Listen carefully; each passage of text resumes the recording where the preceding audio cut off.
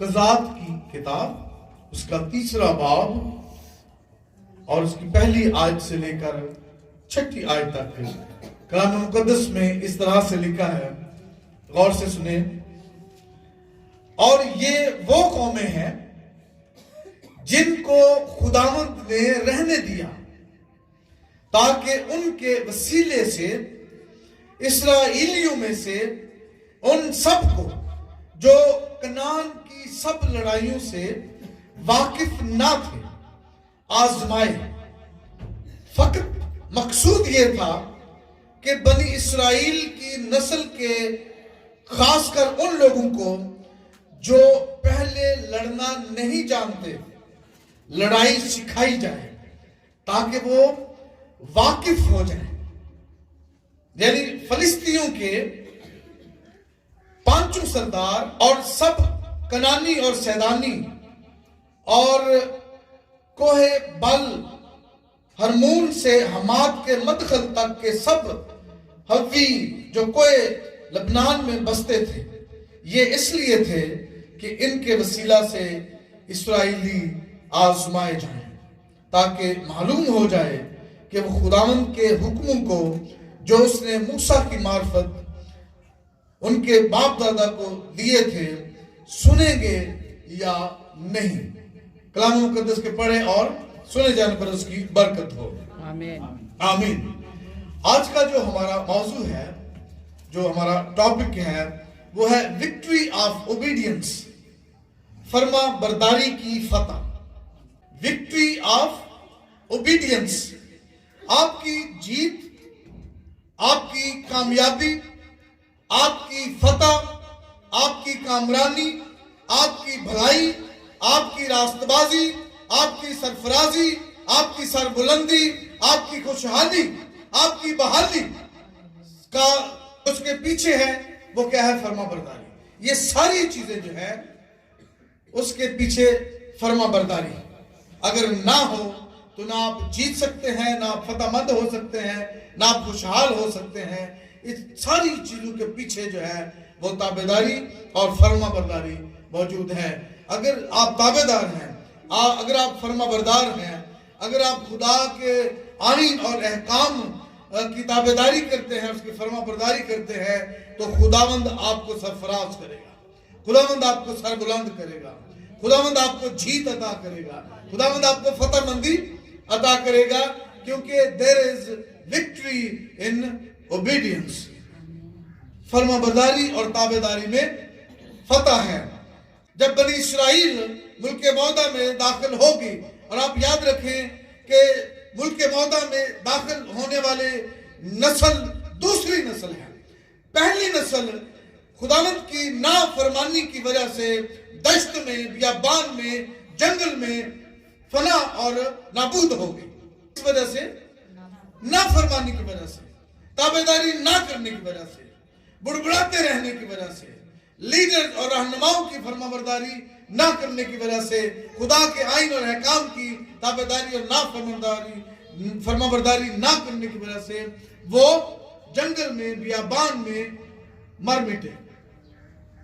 اور جو نسل ملک موعدہ میں، ملک کنعان میں، وعدے کی سرزمین میں داخل ہوئی، وہ دوسری نسل ہے۔ اور یہ وہ نسل تھی جنہوں نے نہ لڑائیاں لڑی تھی، یہ وہ نسل تھی جنہوں نے نہ بہت زیادہ مشکلات دیکھی تھی، یہ وہ نسل تھی جنہوں نے نہ قوموں کے ساتھ لڑائی کی تھی، یہ نہ تجربہ کار نسل تھی، یہ نئی نسل تھی، یہ دوسری نسل تھی جو ملک موعدہ میں داخل ہوئی۔ جب وہ داخل ہوئی تو خداوند نے کہا کہ وہاں ملک موعدہ میں رہنے والی تمام قوموں کو تم نے نکال باہر کرنا ہے۔ لکھا ہے کہ کچھ قوموں کو خداوند نے خود ہی رہنے دیا تاکہ یہ جو نئی نسل جا رہی ہے، تاکہ یہ جو دوسری نسل جا رہی ہے وہاں پر، وہ اس ذمہ داری کو نبھائے۔ اور نہ صرف دیکھیں، خداوند فرما برداری کی تربیت دیتا ہے، اوبیڈینس کی ٹریننگ دیتا ہے، فرما برداری کیسے کرنی ہے، تابعداری کیسے کرنی ہے، اس کی باقاعدہ طور پر تربیت کا انتظام کرتا ہے. اور پولس رسول بھی 11ویں باب اس کی 32ویں آیت میں کہتا ہے کہ خدا ہمیں سزا دے کر ہماری تربیت کرتا ہے. دیکھیں ہماری ٹریننگ خدا کیسے کرتا ہے؟ سزا دے کر کرتا ہے. اس کی وہ یہ ہے a phase of training to be obedient, تاکہ ہم تابعداری سیکھیں، فرما برداری سیکھیں. اور خداوند نے اس نئی نسل کو جب بنی اسرائیل کے اندر داخل کیا تو کلام مقدس میں لکھا ہے کہ فقط مقصود یہ تھا، کیونکہ خدا نے جن قوموں کو ملک موعودہ میں رہنے دیا تاکہ ان کے وسیلہ سے اسرائیلیوں میں سے ان سب کو جو کنعان کی سب لڑائیوں سے واقف نہ تھے آزمائے.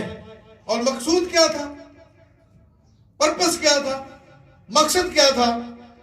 کہ بنی اسرائیل کی نسل کے خاص کر ان لوگوں کو جو پہلے لڑنا نہیں جانتے تھے ان کو لڑنا سکھائے قوموں کے ساتھ. کیونکہ ان کو اب ایسی قوموں کے درمیان میں رکھا جو ان کے لیے ہر وقت ہر لمحہ خطرہ، کسی بھی وقت لوگ جو ہیں وہ ان کے اوپر حملہ کر سکتے.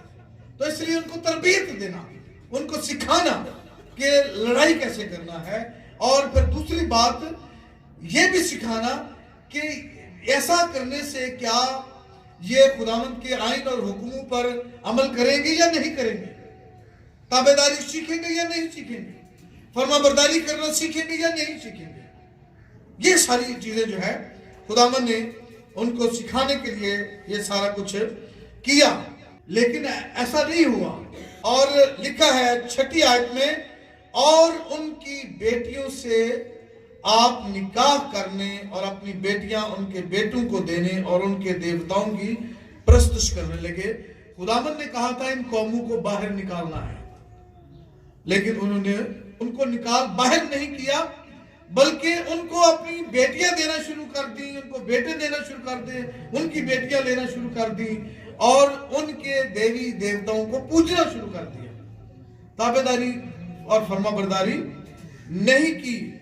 اور خداوند سکھاتا ہے، خداوند ہمیں بتاتا ہے کہ آپ کی کامیابی، آپ کی فتح، آپ کی بھلائی، آپ کی خوشحالی، آپ کی سرفرازی، آپ کی سربلندی کس میں ہے؟ تابعداری میں ہے، فرما برداری میں ہے. اور کلام میں لکھا ہے کہ فرما برداری جو ہے وہ قربانی سے اس لیے بہتر ہے کیونکہ فرما برداری فتح مندی کی بہترین اور بلند ترین صورت ہے. کون سی؟ بلند ترین صورت ہے. کیا چیز ہے؟ فرما برداری. اور ایمان کا پاکیزہ ترین اظہار ہے تابعداری. اگر آپ تابعداری کرتے ہیں، آپ فرما برداری کرتے ہیں، تو اس کا مطلب یہ ہے کہ آپ کا خدا کے اوپر قوی اور مکمل اور پورا یقین اور ایمان ہے. تابعداری جو فرما برداری جو ہے وہ آپ کے ایمان کی پاکیزہ ترین شکل ہے، یا آپ کے ایمان کا پاکیزہ ترین the purest پاکیزہ ترین اظہار ہے. اور ایمان کا اور خدا فتح کے بعد فرما برداری نہیں بلکہ فرما برداری کی فتح چاہتا ہے. اور یہ ہم سے خدا جو ہے وہ ہمیں سکھاتا ہے، ہمارا امتحان بھی لیتا ہے. اور خدا جو ہے فرما برداری چاہتا ہے نہ کہ کارکردگی. He wants obedience not performance. لیکن ساؤل بادشاہ جو ہے خداوند نے کہا کہ عمالیکیوں سے جنگ لڑنا، لیکن تو نے یہ کام نہیں کرنا. اور اس نے جنگ لڑی اور عمالیکیوں کو مارا، ان کو رگیدا اور ان پر فتح حاصل کی، لیکن فرما برداری نہیں کی. اس کی کارکردگی بہت اچھی تھی، اس کی پرفارمنس بہت اچھی تھی، لیکن اس نے فرما برداری نہیں کی، اس نے تابعداری نہیں کی اور نتیجتاً اپنی بادشاہت کھو دی. خدا نے اس کو بادشاہ کے طور پر رد کر دیا کیونکہ he did not obey. اس نے خداوند کی فرما برداری نہیں کی، تابعداری نہیں کی. خدا کیا چاہتا ہے ہم سے؟ خدا ہم سے تابعداری چاہتا ہے. خدا نے کتنا زیادہ حاصل کیا ہے یا کتنا کم حاصل کیا ہے. How much one accomplished, یا کتنا اس نے حاصل نہیں کیا. بلکہ خدا جو ہے وہ ہماری پیمائش اس بات سے کرتا ہے کہ how much our hearts in his control, کہ ہمارے دل، ہمارے ارادے یا ہماری خواہشات کس قدر اس کے اختیار میں ہے، کس قدر اس کے کنٹرول میں ہے. فرما برداری یہ ہے کہ ہماری خواہشات، ہمارے ارادے اور ہمارے دل کس قدر اس کے کنٹرول میں ہے یا اس کے اختیار میں ہے. تو تابعداری اور فرما برداری جو ہے وہ نہایت اہم، نہایت ضروری اور ہماری فتح ہے.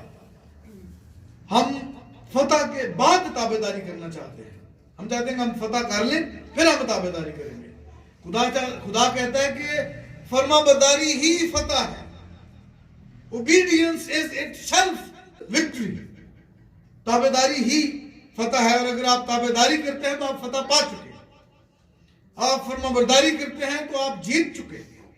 لیکن اگر ہم جیتنے کی کوشش کرتے ہیں، فتح حاصل کرنے کی کوشش کرتے ہیں، تابعداری نہیں کرتے، تو وہ فتح ہمارے لیے نقصان ہے، وہ جیت ہمارے لیے نقصان ہے.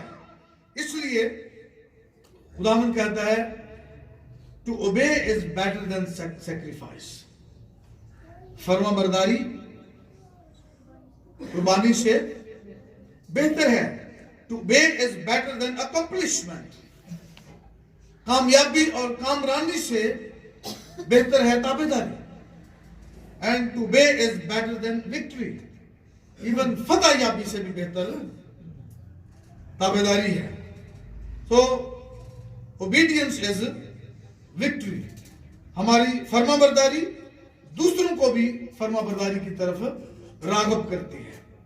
ہماری تابعداری دوسروں کو بھی فرما برداری کی ترغیب دیتی ہے. خداوند یسوع بیت ہسدہ کے ہاؤس پر جب جاتے ہیں تو وہاں پر ایک شخص کو بیٹھا دیکھتے ہیں 38 برس 38 ایئرز زندگی کا آدھا حصہ جو ہے وہ اس ہاؤس پر بیٹھا گزار چکا ہے، لیکن اس کو شفا نہیں ملی، اس کو کامیابی نہیں ملی، اس کو فتح نہیں ملی اپنی بیماری پر. ایسا نہیں کہ اس کا ایمان نہیں ہے، لیکن جب خداوند یسوع وہاں سے گزرتے ہیں اور اس شخص کو دیکھتے ہیں.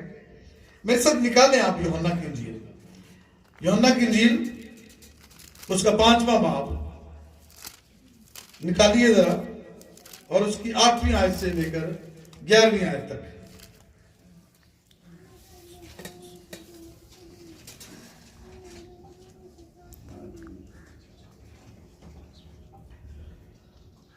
یسوع نے اس سے کہا، کس سے؟ اس شخص سے جو 38 برس سے بیت ہسدہ کے ہاؤس پر بیٹھا ہوا ہے، لیٹا ہوا ہے. یسوع نے اس سے کہا، اٹھ اور اپنی چارپائی اٹھا کر چل پھر. وہ شخص فوراً تندرست ہو گیا اور اپنی چارپائی اٹھا کر چلنے پھرنے لگا. شفا یابی اس کے ایمان میں نہیں تھی، شفا یابی اس کی فرما برداری میں تھی. فتح اور جیت اس کی فرما برداری میں تھی. اور وہ دن کون سا ہے؟ سبت کا دن ہے. وہ خدا یسوع سے یہ کہہ سکتا تھا خدا آپ مجھے شفا دے دو، یہ جو چارپائی اٹھانا ہے آپ کو پتا ہے کہ سبت کے دن جو ہے وہ کوئی چیز اٹھانا جو ہے وہ ٹھیک نہیں ہے، رائٹ؟ یہ کہہ سکتا تھا کہ نہیں کہہ سکتا تھا؟ سبت کا دن تھا اور ہر یہودی کو سبت کا پاس تھا، ہر یہودی جو ہے وہ سبت کی پاسداری جو ہے اس پر لازمی تھی، ضروری تھی۔ لیکن جب یسوع نے یہ کہا کہ اپنی چارپائی اٹھا اور چل پھر، اور اپنا جو ہے وہ بستر لپیٹتا گیا، وہ اٹھتا گیا، اور جب تک اٹھ کر کھڑا ہو گیا اس نے چارپائی جو ہے وہ اپنا بستر جو ہے وہ اپنے سر پر رکھ لیا اور وہ چل پڑا۔ اور جب وہ چل پڑا تو لوگ جو ہے یہودی جو تھے انہوں نے اس سے کیا کہا، کیونکہ وہ دن کیا کون سا تھا؟ سبت کا دن تھا۔ بس یہودی اس سے جس نے شفا پائی تھی کہنے لگے کہ آج سبت کا دن ہے، تجھے چارپائی اٹھانا روا نہیں، سبت کا دن ہے۔ اس نے انہیں جواب دیا، جس نے مجھے تندرست کیا اسی نے مجھے فرمایا کہ اپنی چارپائی اٹھا کر چل پھر، سو میں نے تابعداری کی، میں نے فرما برداری کی ہے، جس نے مجھے شفا دی ہے اس کی۔ تو وہ اس کی جو بیماری سے شفا ہے، بیماری پر فتح ہے، وہ اس کی تابعداری اور فرما برداری کے نتیجے میں اسے حاصل ہوئی۔ اور اگر وہ ایسا نہ کرتا تو شاید اس کو، اگر وہ آگے سے رزسٹ کرتا، مزاحمت کرتا، بحث و تکرار کرتا کہ یہ آج سبت کا دن ہے، اس نے اس کی پرواہ نہیں کی۔ اس نے یہ دیکھا مجھے کون کہہ رہا ہے، مجھے یہ جو جس نے شفا دی ہے اس وہ کہہ رہا ہے، 38 برس سے مجھے شفا نہیں ملی، میں تنگ دستی کی زندگی بسر کر رہا ہوں، کوئی میرے پاس نہیں آیا، کسی نے میرا خیال نہیں رکھا، کسی نے میری مدد نہیں کی، کسی نے میرا خیال نہیں کیا، اور آج اگر مجھے کوئی کہتا ہے کہ چارپائی کیوں اٹھائی ہے، تو مجھے جس نے شفا دی ہے اس نے کہا ہے کہ چارپائی اٹھا اور چل پھر، تو میں نے تابعداری کی ہے، اور اس کی شفا، اس کی صحت اور اس کی تندرستی اس کی تابعداری اور فرما برداری کے نتیجے میں عمل میں آئی اور وقوع پذیر ہوئی۔ موسیٰ کو خداوند نے خاص طور پر چنا کہ جا کر بنی اسرائیل کی رہائی کا بندوبست کرے، اور موسیٰ نے جا کے فرعون کا سامنا کیا اور بلاخر ان کو ملک مصر سے نکال باہر لایا، اور پھر آگے بحر کلزم آیا اور اس کے بھی 2 حصے ہو گئے، پھر وہ پار آگے اور پھر آگے بڑھتے گئے اور چلتے گئے، اور موسیٰ نے بڑا بہترین کام سر انجام دیا۔ موسیٰ کی کارکردگی بہترین تھی، موسیٰ کی پرفارمنس بہترین تھی۔ موسیٰ نے جس طرح خدا نے کہا ویسا بنی اسرائیل کو نکالنے کے لیے کیا، ہر چیز ان کے لیے مہیا کی، ہر راستے میں ان کا راہبر اور رہنما ہوا، ایک جگہ پر آ کر اس نے خداوند کی تابعداری اور فرما برداری نہیں کی۔ خداوند نے کہا ٹانگ سے جا کر کیا ہے، لوگ جو ہے وہ بڑبڑانے لگے، حتیٰ کہ موسیٰ کو سنسار کرنے کے لیے بھی تلے ہوئے تھے کہ تو ہمیں کہاں لے کر آ گیا ہے، تو ہمیں مارنے کے لیے یہاں پر لے کر آ گیا ہے۔ خداوند نے موسیٰ اور ہارون سے کہا کہ تم لوگ جاؤ، تمہارے ہاتھ میں لاٹھی ہے، اور تم جا کر فقط اس چٹان سے کہو اور وہ پانی دے گی۔ اور موسیٰ اور ہارون دونوں بڑے غصے میں، بڑے جنجلائے ہوئے، وہ واپس جاتے ہیں اور ان لوگوں کے ساتھ مخاطب ہو کر کہتے ہیں اے باغیو، جا کر ان کو کہتے ہیں کہ اے باغیو، اور جا کر کہ ہم تمہیں پانی دیتے ہیں، ہم تمہیں پانی دیں، یعنی انہوں نے اپنے آپ کو جو ہے وہ جا کر ان کے سامنے بیان کیا کہ ہم تمہیں پانی دیتے ہیں۔ وہ جب وہاں پر جاتے ہیں اور موسیٰ نے غصے میں ایک بار نہیں بلکہ 2 بار جا کر لاٹھی ماری، پانی وہاں سے نکل آیا، وہاں تمام لوگوں نے پانی پیا، वहां उनके मवेशियों ने भी पानी पिया, उनके जानवरों ने भी पानी पिया, उनके गुलामों ने भी पानी पिया, हर बंदे ने पानी पिया। लेकिन साथ ही खुदावंद ने हारून और मूसा से ये कह दिया, चूंकि तुमने मेरी तकदीस नहीं की, मेरी कदूसियत का ख्याल नहीं रखा, मेरी ताबेदारी नहीं की, मेरी फरमाबरदारी नहीं की, वहां पर उनकी सारी कारकर्दगी।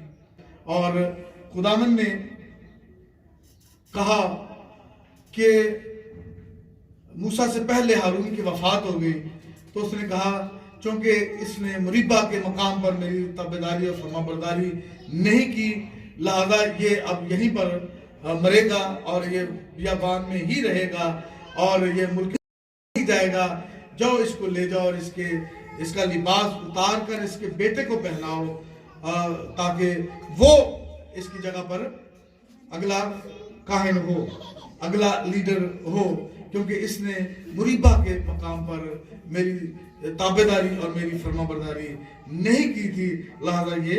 और देखिए मूसा इतना बड़ा लीडर, इतना बड़ा रहनुमा, सिर्फ खुदावंद की ताबेदारी, कोई पादरी, कोई मिशनरी, कोई मिनिस्टर, कोई एल्डर, कोई बड़ा ईमानदार जब तक खुदावंद की ताबेदारी नहीं करता वो आगे नहीं बढ़ सकता, फरमाबरदारी नहीं करता वो आगे नहीं बढ़ता।